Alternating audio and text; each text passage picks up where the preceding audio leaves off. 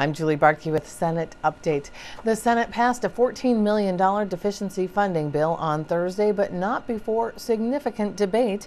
The bill includes a one-day threshold for Governor Mark Dayton to allocate salary increases for his cabinet. And that was the crux of the GOP concerns. Here's the Senate floor from Thursday. This is the famous or infamous deficiency bill. Let me just make a couple of comments about it. The deficiency portion of this bill is, with one exception, exactly the same as it passed the Senate floor. So it has the deficiencies for the Department of Human Services, the deficiencies for the Department of Health, the deficiencies for the Zoological Garden, the request for deficiencies as a consequence of the Ebola crisis for the several hospitals that provided those services under an emergency basis, and the deficiency for the Department of Natural Resources. The addition to the deficiency relative to that, and members, obviously, this is no surprise, obviously, you've been reading the stories and hearing about this for the last week or so, that the House had taken a small additional appropriation from the affected agencies, which are reflected in the spreadsheet, from DHS, Health, and DNR, to reflect their concern relative to some of the proposed pay increases. The governor had agreed to that reduction. You'll note on the spreadsheet that to Human Services that was a $6,000 reduction, to Health $16,000, and to Natural Resources $18,000. And those were reductions that were not contained within the Senate bill. The other issue, of course, members, is the question of executive pay compensation. Compensation for the governors, commissioners, and other high-level administrators. And members might recall that the Senate took a position that I think was supported close to unanimously, I believe, to delay those increases until the beginning of the biennium. The House had a different approach, which was to provide a one-day window for the governor to make those increases, that window taking place on July 1st of this year at the start of the biennium, and at that point to revert back to the previous law where the LCC would make recommendations which then had to be adopted by the entirety of the legislature. And as members know, there was a lot of discussion and back and forth. The governor at some point made it clear that he had no objection to the House proposal as presented by the Speaker of the House to the governor. So I think insofar as the Senate conferees were concerned, we certainly have adopted the House language, but did so at the urging and concurrence of the governor. And on that basis, it became difficult, I believe, to argue for Senate language, which we thought was better language. We had some interesting discussions, both philosophical and otherwise, relative to the issues of pay and how it's handled by this body. Senator Sharon offered an amendment that would have allowed for COLA increases begin with the next governor based upon bargaining unit negotiations, so to not get into this every 10 to 12 year crisis. That amendment was offered and spoken to quite well by Senator Sharon, but the House conferees unanimously opposed the amendment. And again, the governor had made this agreement, and that is what we have in the bill. The last comment I'd make is that there was language, clarifying language requested by the Department of Management and Budget, and that language was accepted. That was not substantive language. What it did provide, it makes clear, is that the governor affirmatively on July 1st will have to make these executive increases. This is not something that will happen automatically. He'll have to take some executive action to then make whatever executive compensation increases he so chooses to make, if any, on that date. That's, in essence, the conference committee report, and would be happy to answer any questions members might have. President. Senator Fischbach. Madam President, would Senator Cohen yield? Senator Cohen will yield. Senator Fischbach. Madam President, Senator Cohen, my understanding, and maybe you mentioned it, but I guess I didn't hear it if you did, that the language that was accepted is almost exactly the language of the Housley Amendment that was offered on the floor? Senator Cohen. Madam President, Senator Fischbach, the answer to that is yes, word for word, with the exception of the clarifying amendment requested by MMB. And in fact, that language was incorporated by Representative Knobloch into his amendment to adopt the House language. Madam President. Senator Fischbach. Madam President, I'm a little surprised that Senator Cohen would have accepted that language. It was defeated, obviously, early on the Senate floor, 30-35, and Senator Cohen had some very, very strong words to say about the Housley Amendment at the time, to the effect of that we have never done this before on a deficiency bill. We have never, ever done this before, and goes on, talks about mucking things up.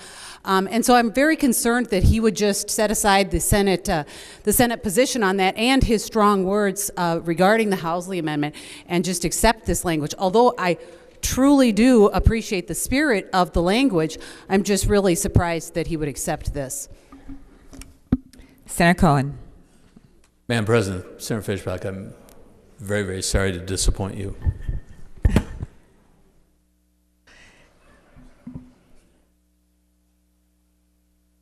Is there any other discussion? Senator Ingebrigtsen.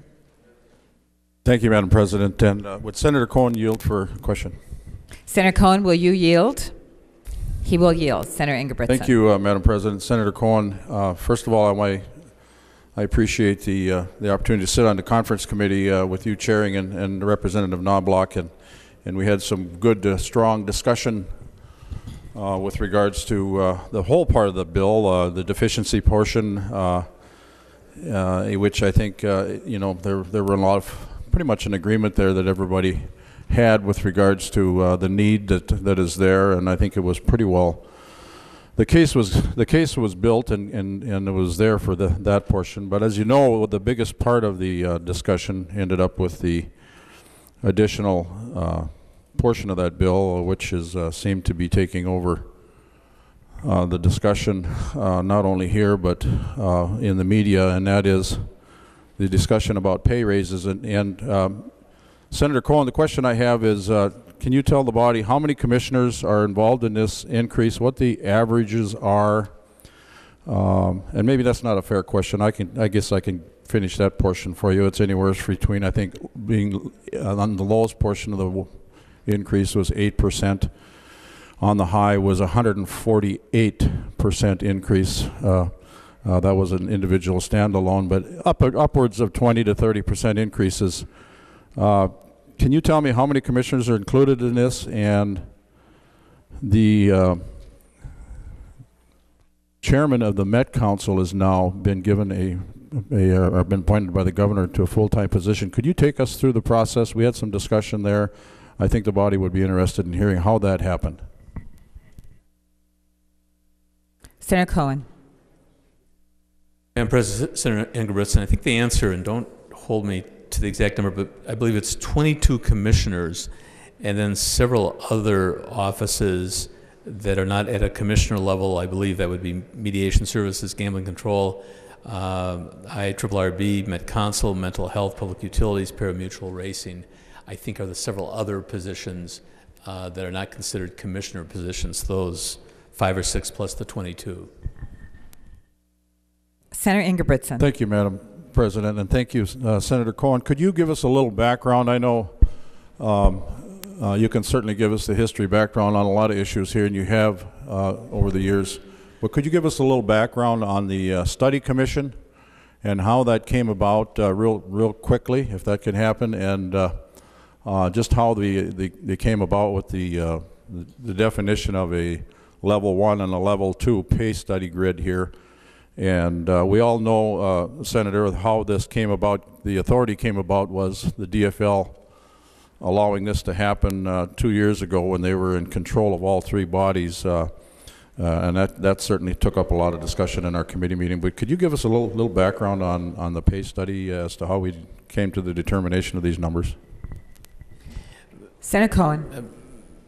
Madam President, Senator Ingebrigtsen, I'm not going to speak to the particular numbers because that's something that has been determined by the governor.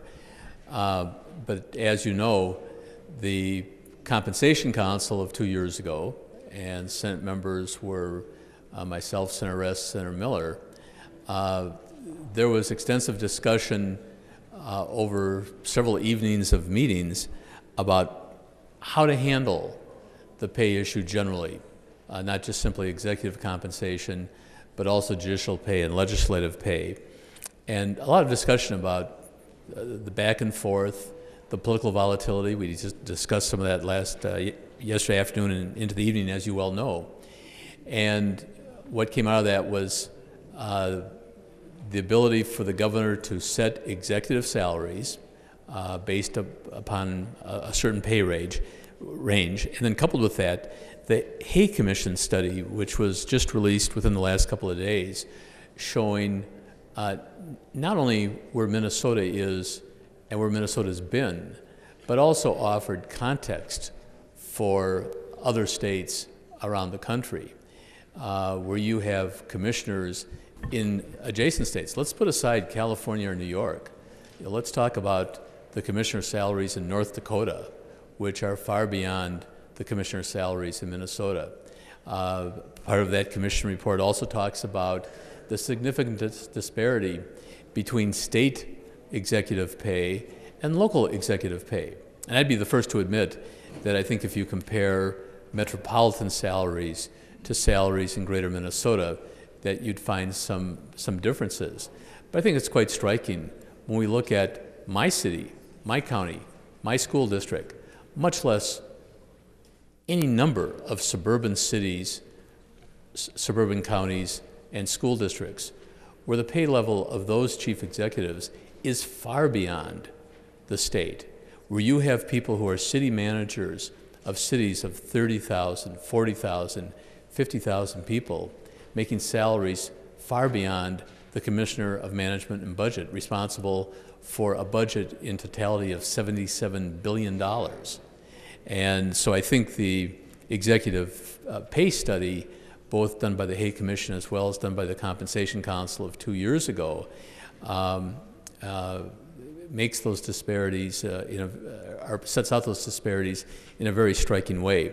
Should also mention that the Compensation Council 2 years ago was, if I recall correctly, was co-chaired by Mr. Tom Fraser, who has since been appointed to a position on the 2nd District bench, the 4th District bench in Hennepin County, and Mr. Bob Schroeder, who was the Deputy Chief of Staff for Governor Pawlenty.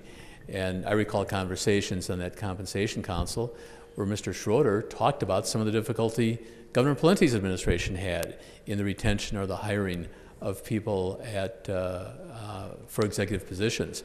And the discussion, I want to make sure members understand, the discussion wasn't to compare, I mentioned, say, the Commissioner of MMB. It wasn't to compare a position like that with the CFO of General Mills or 3M or Cargill.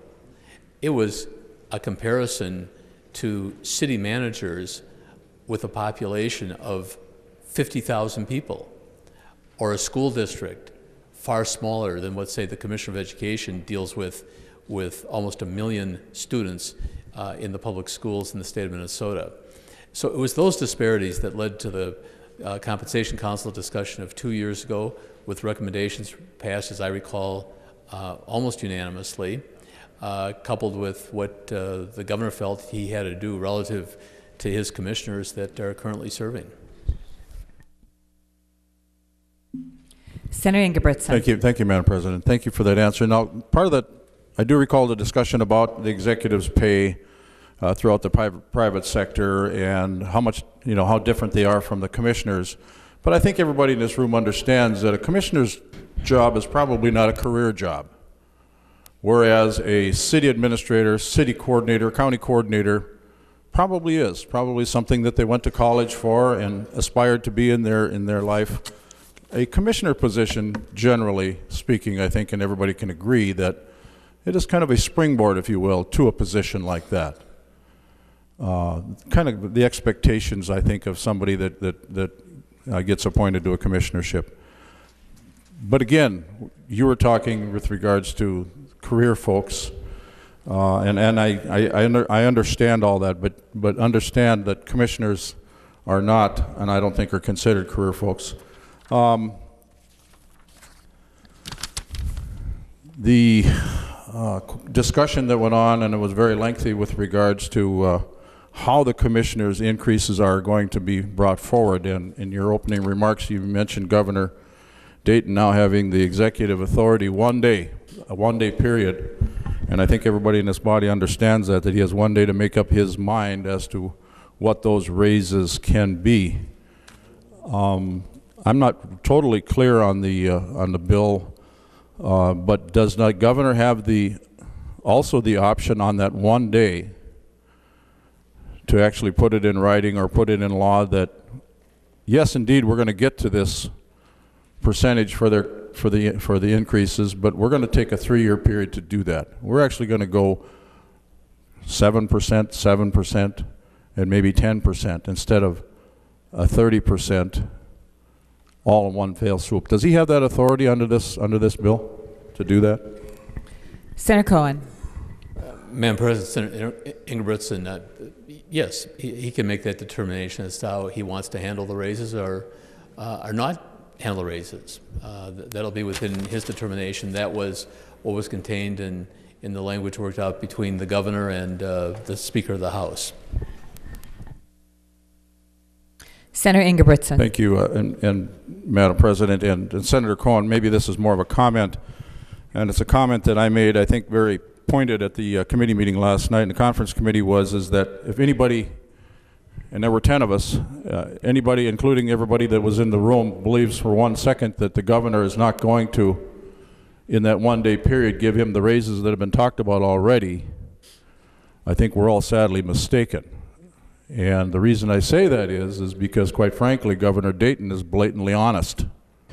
He's blatantly honest in his comments to the media saying, I really don't care what you think, folks. I'm not up for re-election. I'm going to do this. So there's no question in my mind, and I don't think there should be question in anybody's mind, of what's going on here when it comes to that one-day window.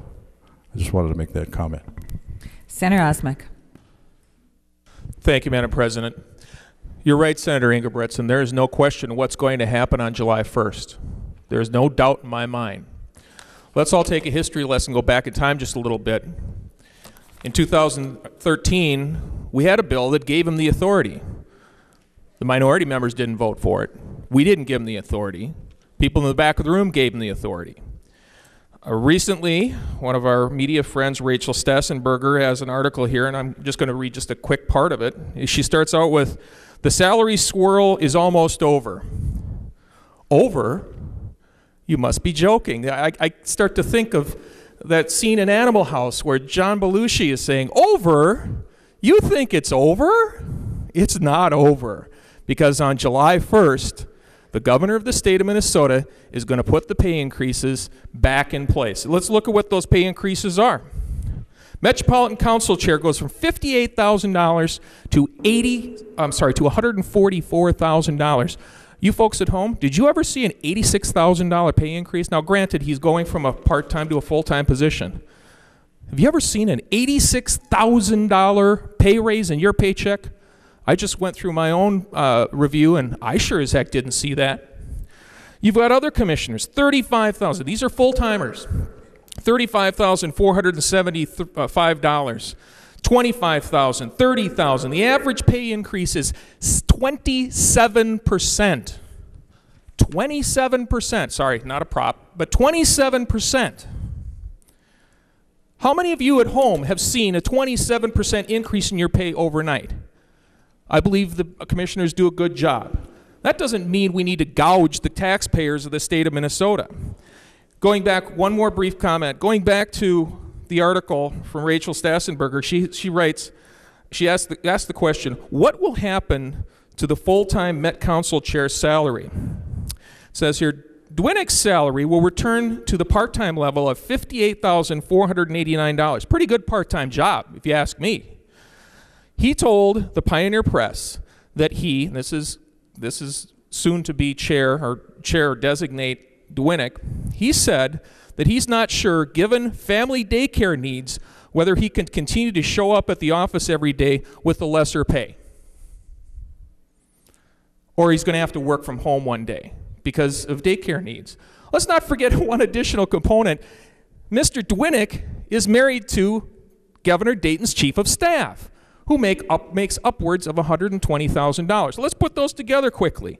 Right now, before his $86,000 raise, their family brings home approximately $160,000 to $180,000 take-home pay. And we just can't make it on that pay? Folks at home, if you're listening to this, you should be aghast at what is about to happen here. Absolutely aghast at the gouging that is going to go on to your paycheck. Thank you, Madam President. Senator Cohen. Madam President and Senator Osmek, a couple of things. First of all, I always appreciate somebody else who can quote movies on the Senate floor. Thank you, and I'll look forward to continuing that at some later date. But let me offer a couple of comments. First, Senator Osmek, you and I have discussed some issues and some concerns you have relative to the Met Council. And I don't think it's a secret on this floor that the Metropolitan Council is an agency of at times, some controversy. That's not the issue with the bill today. First of all, whether or not Mr. Dunnick, the new designee by Governor Dayton, is an appropriate choice or not, we get the opportunity to deal with that on the confirmation calendar. That's the place for that discussion.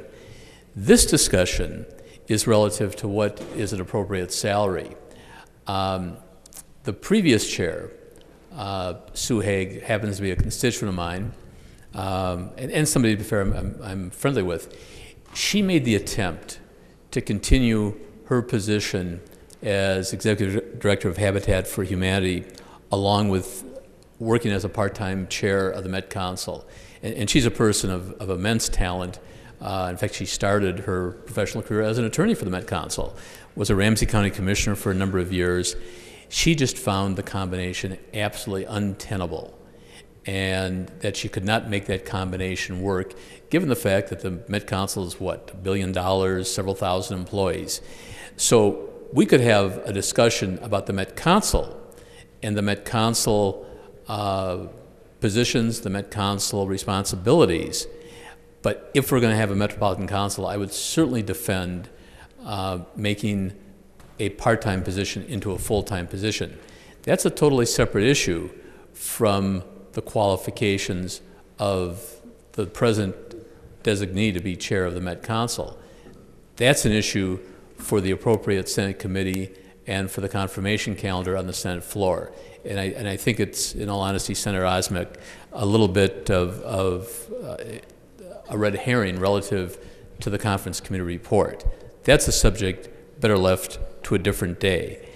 But I do think your comments relative to, I think, gouging the taxpayers, I believe that was the comment, relative to these increase in salaries, these horrific increase in salaries that you've suggested, that we are taking the Commissioner of Management and Budget and going to a salary of $155,000 for somebody who has the responsibility of a budget from all sources, whether general fund, federal, or otherwise, of $77 billion.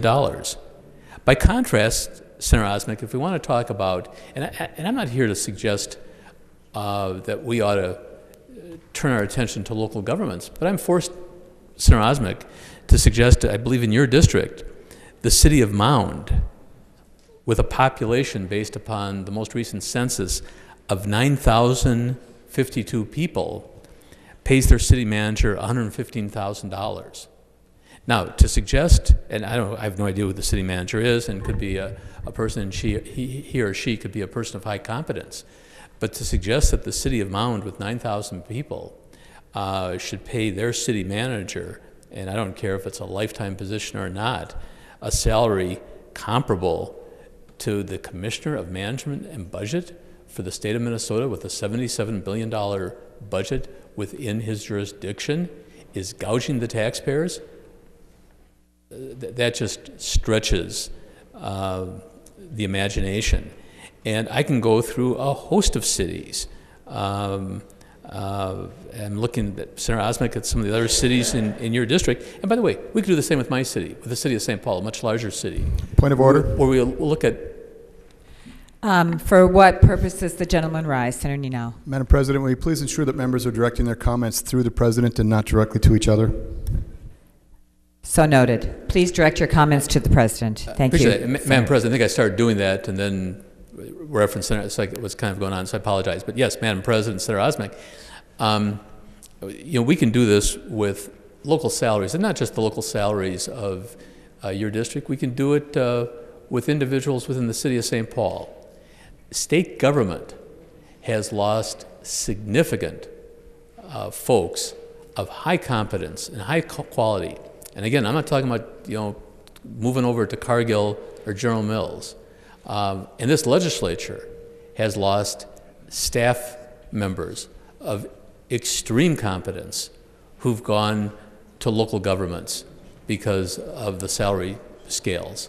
So if we want to talk about gouging taxpayers with some of these positions, I think we should then do it apples to apples and make sure we discuss what happens at a local level where our state executive individuals simply are put in a position of significant disadvantage.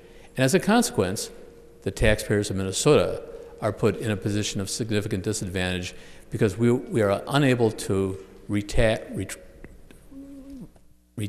and attract those who would make a difference for us. And I'll be honest, Madam President, I haven't heard that simply from Governor Dayton. I've heard it from every governor that I've served with during the years I've been here. Every single governor, and that's of every single party. Senator Nelson. Thank you, Madam President. Well, members, I'd like to focus not on the red herrings. This particular bill is not about what are adequate pay rates for commissioners. That's a topic for another day. What is really at the heart of this bill is the unilateral authority that was given to the governor by this body, by this legislature. In 2013, every Democrat in this chamber voted for Senate File 1589, which specifically removed the legislative authority for granting these pay raises and stuck it square in the governor's lap. That's the real issue at the heart of this conference committee report that we are discussing today. And the family feud between Majority Leader Bach and Governor Dayton, that's a red herring too. We spent 2 weeks talking about that. But again, that's not the issue. The issue is the unilateral authority that this legislature gave to the governor to do what he did. For the governor to enact these pay raises, double-digit pay raises, to people who are making some of our best paid public servants in this state. Some would say these are political appointees and that they are commissioners. And for the governor to unilaterally do that, and we find out about it months later, it comes to our attention. That is Exhibit A. That's the issue, members. The governor's unilateral authority to do what he did, granting those pay raises, is Exhibit A, why Senate File 1589 was a bad piece of legislation. It gave the governor that authority. And now we're back trying to reel back that authority that this chamber and this legislature gave to the governor. Just last week, We offered an amendment that would repeal the governor's authority for these unilateral pay raises. And yet it was voted down in this body by every Democrat, I believe. Certainly enough to kill that needed repeal of that unilateral authority. We also supported suspending those pay raises, which is kind of a half measure, when in reality, the authority that this chamber gave to the governor should be repealed. And I'm disappointed that the conference committee report that came back to us today gives the governor that 24-hour window to exercise that unilateral authority, which he should not have. We had the opportunity to take that away. We did not. And now there seems to be no holds barred. That is open to the governor to increase those pay salaries as he chooses fit. I think it is a bad compromise. One would not even call it a compromise. What we really need to do in this body is repeal the authority that was given to the governor to make these pay raises. Senator Newman.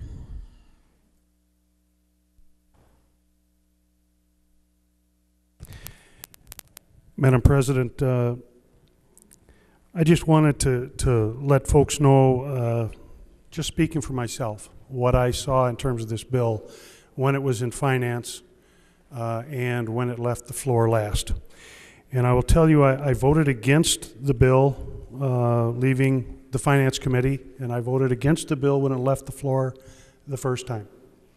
And I did so because this is the way I'm looking at this supplemental budget bill, or this deficiency budget. Is we've got a bunch of state agencies who spent, round numbers, $15 million more than we had authorized them to spend. And with the exception of the Ebola emergency, I did not see any emergency in this supplemental budget bill. And the result of the state agencies spending more money than they were authorized to spend, the repercussions were that the governor gave the commissioners significant, and I mean significant, pay raises. Now here is what I didn't know in the Finance Committee and what I didn't know the last time this bill was on the floor. And I think it is appropriate to talk about this red herring at this time, because as so often is the case, Newman is the last one to arrive at these political parties. I didn't know about this Adam Duwinick when this bill was on the floor the last time. I had never heard of him. I was aware of the fact that the Met Council had gone from a part-time position to a full-time position. I was aware of the fact that we were talking about an $85,000 pay raise. I was aware of the fact that now we're going to have a Met Council chair that's going to make, I don't know, 145 grand a year.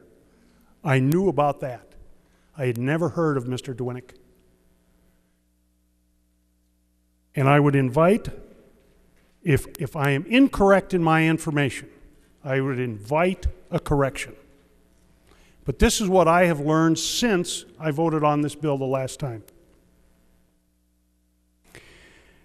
That in 2011, Mr. Duwinick was appointed to the Metropolitan Council. In 2012, according to the Campaign Finance Disclosure Board, Mr. Duwinick was working with an organization called Win Minnesota, which was a fundraiser for the Alliance for a Better Minnesota. And the Alliance for a Better Minnesota spent $3 million on behalf of Governor Dayton to help him get elected. And I'm told it spent approximately $2 million against Jeff Johnson in the immediate past governor's race. In January of 2015, Mr. Duwinick was appointed as the chairman of the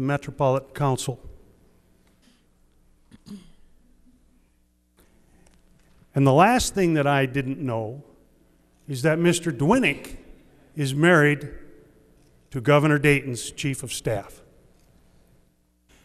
Now, folks, this is not a red herring. This is the very, very definition of political cronyism. Mr. Dwinick is the benefactor of Governor Dayton paying back his debts. That's political cronyism. Connect the dots and tell me that I am wrong, that Mr. Dwinick got this job and got this enormous pay raise on merit alone. And it has nothing to do whatsoever with the fact that he helped Governor Dayton get elected, and Mr. Dwinick's wife is Governor Dayton's chief of staff. If I'm wrong on that, please point it out to me. I think it's fair to say that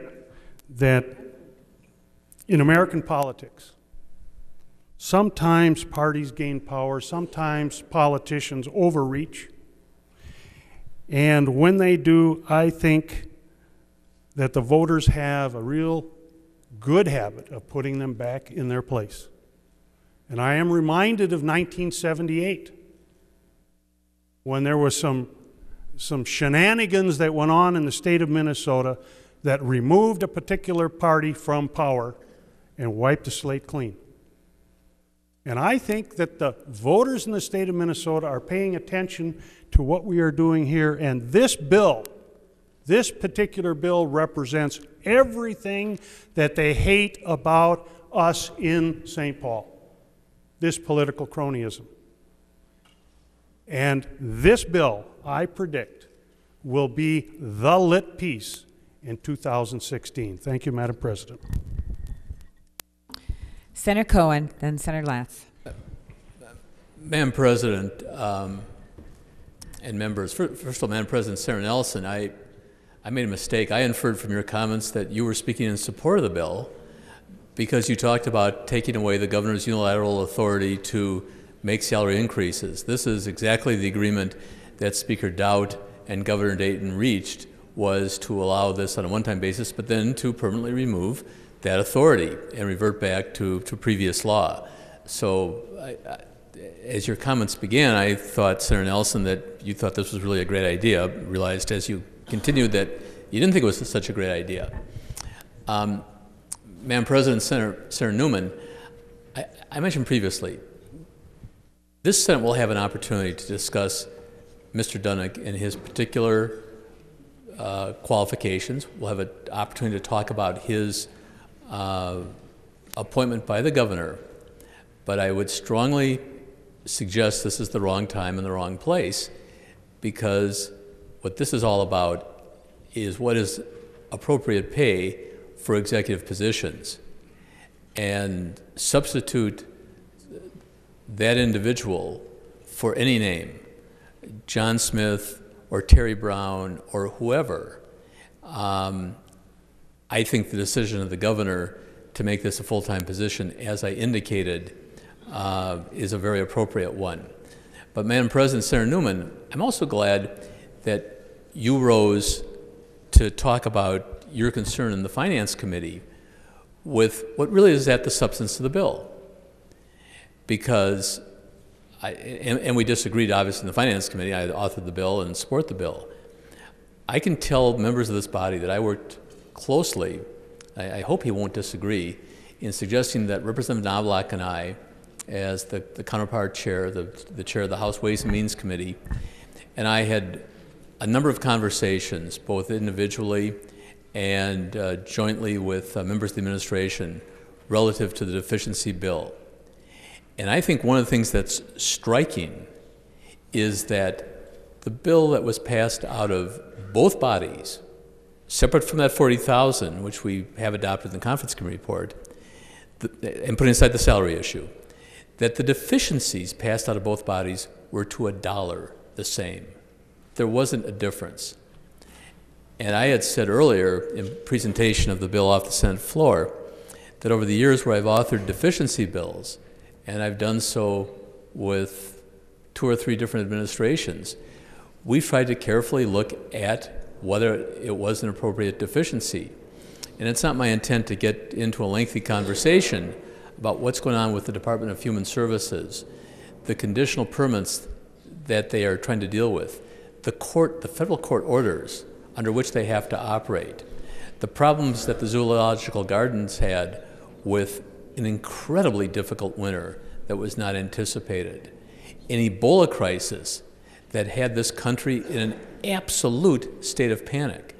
I think Commissioner Ellinger has made a very interesting point that really hasn't been reported. It's been reported but not emphasized, that Minnesota has the largest West African population in the country. So to the extent that there might be difficulty with the Ebola crisis in West Africa, it very well could have been visited in the state of Minnesota, but for some immediate emergency action by the commissioner and his department, helped by several of the emergency hospitals. That's what a deficiency bill is all about. And I would hope members in looking at this bill will remember that there were some significant emergencies that these agencies had to deal with that we're attempting to in turn address in this bill. And just to make sure that you understand this is not something done in lockstep by one political party or the other, I would like to remind members and salute them for it that in the Finance Committee, I had some concerns about the deficiency for the DNR. It was Senator Ingebretson, who is as knowledgeable about the DNR as any member on the floor, who made the case in the Finance Committee as to why that portion of the deficiency should have been reinstated. And I think he carried the day. I think, I can't say he carried the day with the House as well, but when I talked to Representative Knobloch, I think some of those arguments that Senator Ingebretson made relative to the DNR were quite convincing, at least in the Senate Finance Committee, as to why that should have been reinstated, which it was. So I think members ought to keep in mind, this is a deficiency bill, and dollar for dollar, there was no difference between the Democratic Senate bill and the House Republican bill in terms of these deficiencies. Senator Dibble.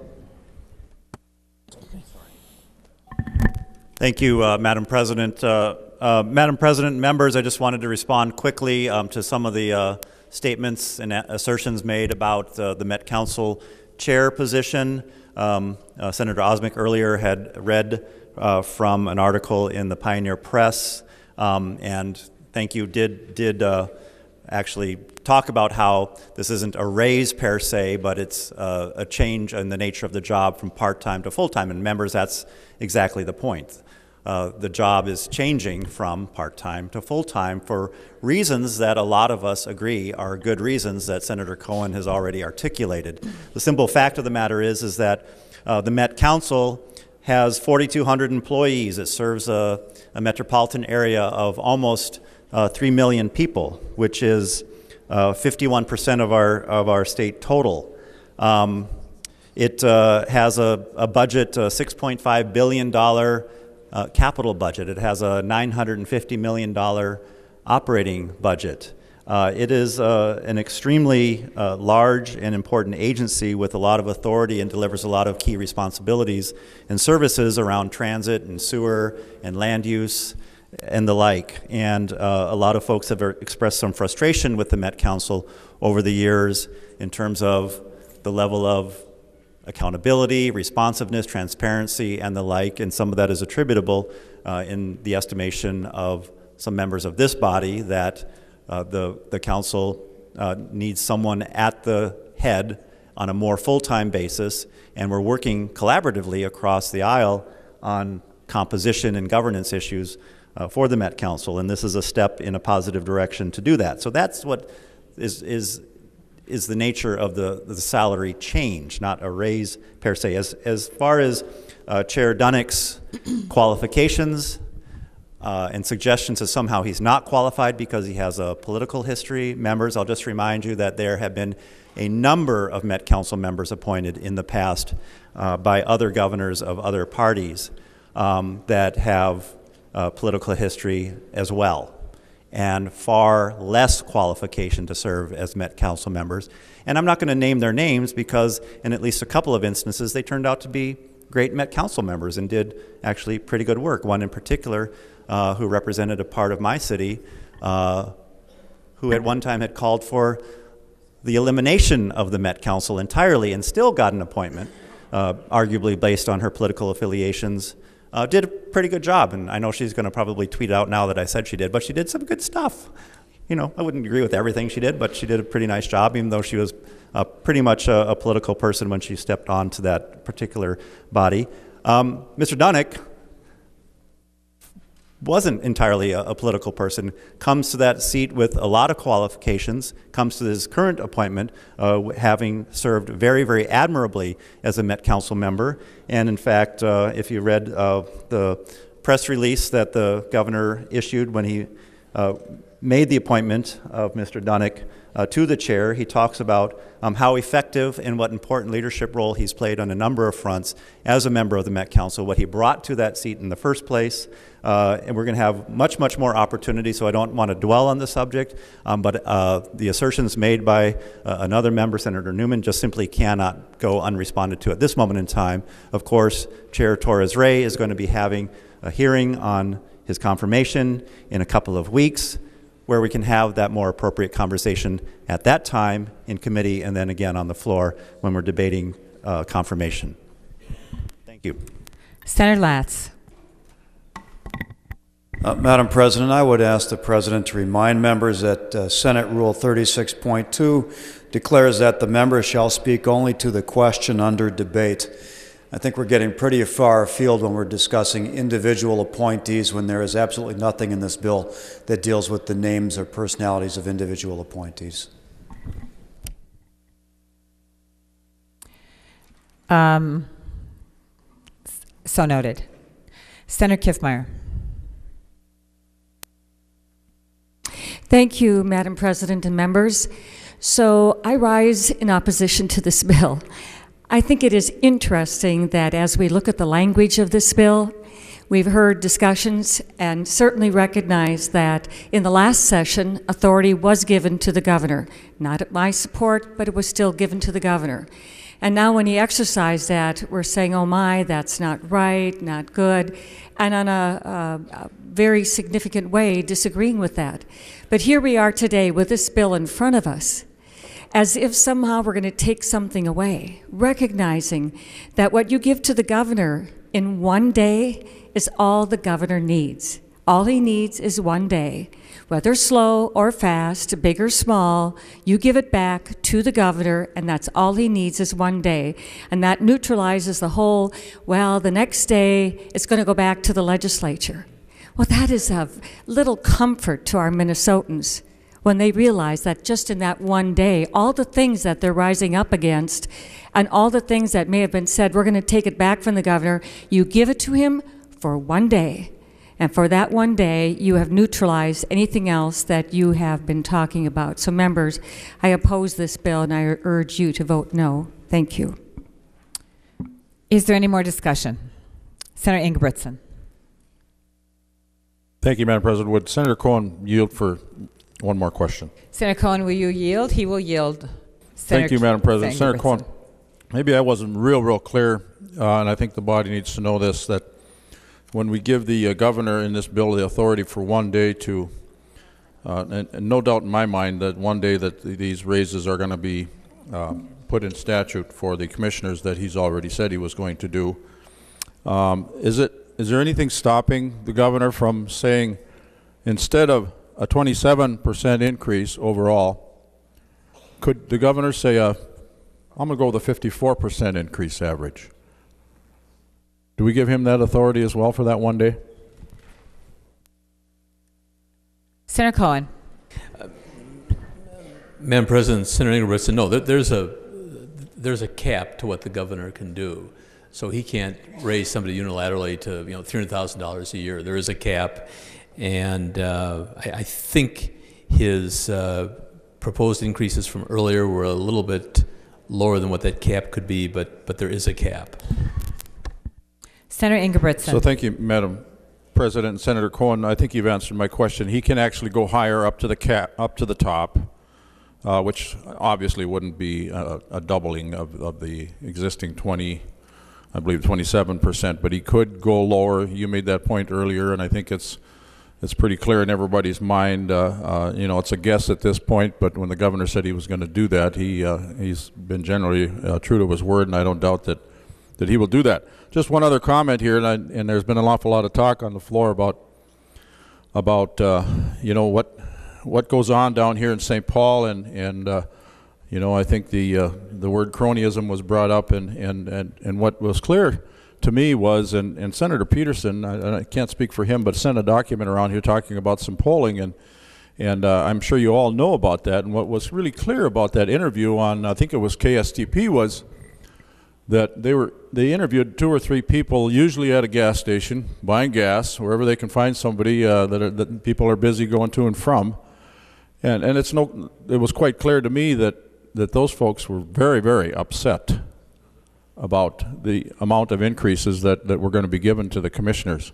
Folks, those are the folks we're going to go home to this weekend. These are the people that we're going to have to go out and justify this kind of an increase. They're the ones that have been struggling through this economy. So we're going to have to go home and do that. And it's just amazing to me. And one more point I'd like to make that I made in the conference committee last night was I brought, even in my young age, I can bring back a little bit of history as Senator Cohen. But county boards have run into this, at least in my experience. And I can tell you that the county board in Douglas County back in the late 90s, early 2000s, I don't know exactly the time frame, actually caught themselves in a similar situation where they had to, and they have the authority to give themselves a raise. And this is not uncommon, I think, with county boards, and Senator Cohen, you've pointed that out. But I think what needs to be pointed out before you put either a red or a green button down today is the fact that still remains, at least in that case, and that's where I come from, those 5 county commissioners gave themselves a 48% increase on a 5-0 vote, and each and every one of them lost their jobs. The public responded by each and every one of them getting voted out of office. The general public does not like that kind of stuff. Only one commissioner was reelected after that. I pointed that out in the committee last night. I don't think that's anything rare. But I'll make one final comment here, and I'm going to sit down with regards to the Senator Newman's excellent way of pointing out what's going on. And you know, I brought this up last night, the Washington, D.C. feeling of cronyism politics that's coming and creeping into St. Paul here with this 148% increase, giving it to somebody who's done favors, obviously, and worked for the governor. The folks don't like that, and it should be a wonder why we have such a low approval rating in the state of Minnesota, why legislators have such a low approval rating. Folks, it should not surprise you why Governor Dayton's approval rating has dropped 10% just recently. There should be no wonder why. When this is brought out into the media, I expected it probably is not going to go up, it's going to go down as well. And the folks are telling us something. So pay attention to that. Thank you. Senator Nelson. Oh, thank you, Madam President.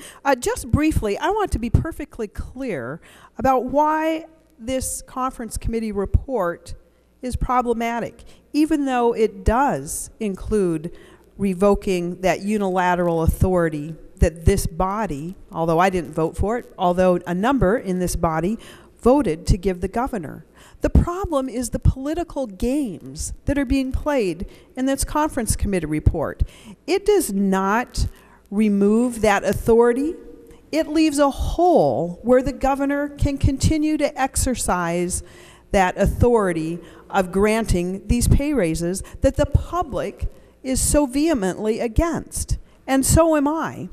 So the fact that we are presented with a conference committee report that has a big hole in it that allows the governor to enact those exorbitant pay raises is the problem.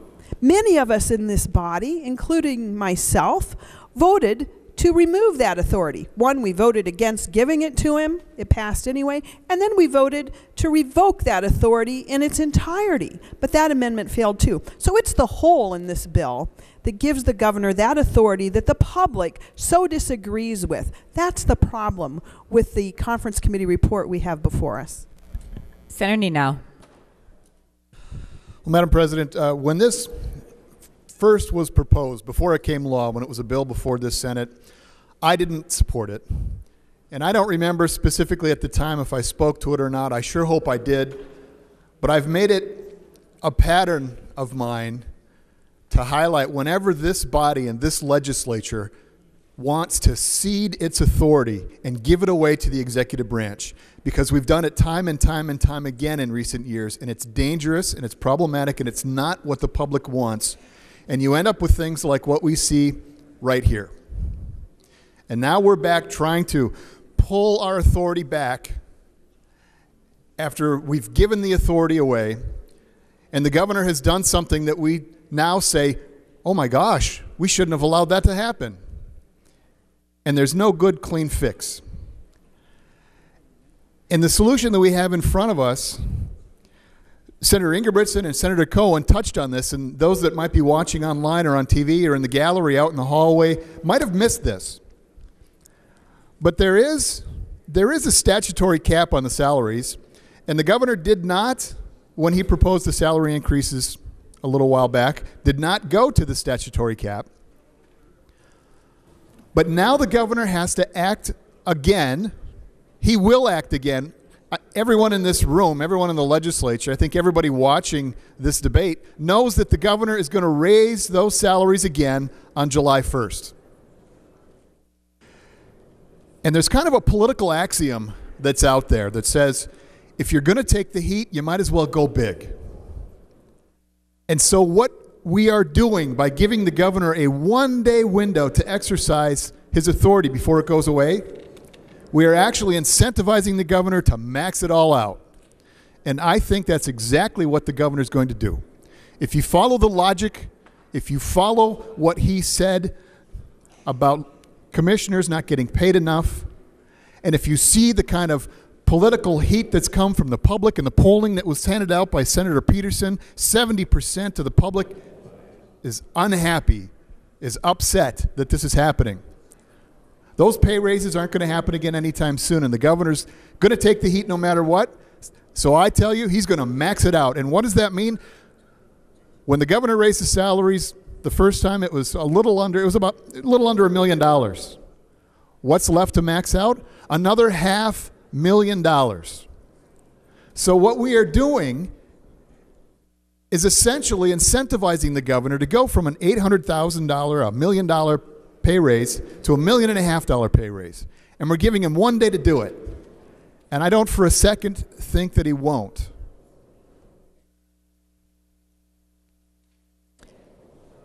Is there any more discussion? Senator Fischbach. Madam President, and I don't know if I'm really asking Senator Cohen to yield. I guess I'll kind of leave it up to him if he chooses to answer any of the comments that I make. But I'm really just, Senator Cohen talked a bit about the deficiency bill and how important it was and how necessary it was as it left a finance committee, that we had these important places that we need to fund. And so I have to wonder why then did we, and using Senator Cohen's legislative term from the last debate we had, to muck it up and to add this. Especially when we have the opportunity to have hearings, we could have had public hearings on this, and I believe that both Senator Bach and Senator Cohen indicated that we would have hearings the last time we discussed this issue on the floor. So I would be wondering if we were still planning on having hearings, because we do have the opportunity still to change legislation, but we haven't had the public input that we should on this. How does the public feel about the one-day window we've provided now for the governor, and how they feel about the where commissioner increases are coming from? I guess I'd really like to have seen that. And I know that there is legislation that's introduced that we haven't had a hearing on, but we could. So I really do. I think that we should take caution when we have a deficiency bill, as Senator Cohen had mentioned, that was very important that we pass, and then we add things that we have never ever done before, by his own words, that we've never added things like this to a deficiency bill. So, and I just think, in summary, I want to remind people that the real guts of this bill is we are not stopping these increases. These increases will still go into effect. We have provided the governor with a 24-hour window, as strange as it seems, and maybe this is, I've never seen this kind of legislation where we have twisted it and turned it so that we provide a 24-hour window of opportunity for the governor to increase salary. So I just want to remind people that is what we are looking at here. So no matter what is or isn't here, the fact that what is here is those salary increases. Is there any more discussion? Senator Ham. Thank you, Madam President. I'm wondering if Senator Cohen would answer the question that Senator Fischbach Senator just Cohen. raised. Senator Cohen, will you yield? He will yield. Senator Ham. Thank you, Madam President. Senator Cohen and Senator Fischbach asked. I don't think she insisted on an answer, but if you're willing to do so, the last time we talked about this, you indicated we would have hearings on the specifics of the pay raise and the amounts and so forth. Are you still intending to do that, or does this bill preclude that? Senator Cohen. Madam President, Senator Hand, no, the bill doesn't preclude anything of the sort, and in fact, I would expect as the finance divisions begin their work relative to the different agencies, there'll be a lot of opportunity for discussion as each of the individual agencies is examined in terms of not just the commissioners, but the deputies, the assistants, and other folks in administrative capacities. Senator Hand. Thank you, Madam President, and thank you, Senator Cohen. As we're kind of wrapping up this debate, it seems a little bit remarkable to me that this started out as a deficiency bill, and yet we've had very little talk about the actual deficiency bill itself, which to me makes it clear that that's maybe not the most important issue that's on the table today. It seems pretty much that the issue is whether or not the governor, in his judgment that was granted to him legally by the DFL majorities in the last session, whether or not in his judgment he used those powers wisely. And I believe the issue that we're talking about seems like most people think that wasn't a good thing. And they're interested in finding a way to change that. And that's what this deficiency bill has become, a debate about how we can change that. I do think the House, in their bill that came out of their chamber, they did do some good things. They did restore to the legislature the power to oversee salaries, and that is a good thing. And we're glad about that. I don't know that that authority will do anything with respect to this governor for the rest of his term, especially as he's given the opportunity to exercise the authority granted to him last year to raise these salaries as he wishes. At least he has one day to do that. And so members, whether you vote yes or no on this, I do think that that is going to be the takeaway from this debate, is whether or not the people of this state believe that the kind of actions the governor took with the DFL's permission was a good thing or not. And we'll see how the vote goes. Thank you.